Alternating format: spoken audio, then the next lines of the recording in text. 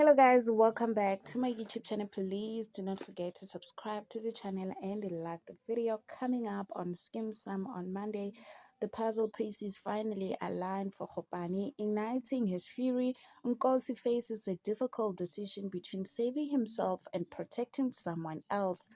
Despite Mrs. Holmes' manipulative tactics, Pushuko quietly fights back. On Tuesday, Babayile's investigation takes a dark turn when he discovers a betrayal from someone close to him. An arrest at the shop leaves everyone stunned. Khopane is determined to uncover the truth no matter the cost.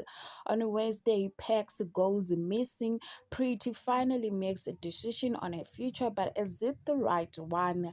Babayile makes another shocking arrest. On Thursday, the hospital staff is left reeling when a family face is brought in battered and bruised. Dr. Blue delivers news that shakes Pretty to the core.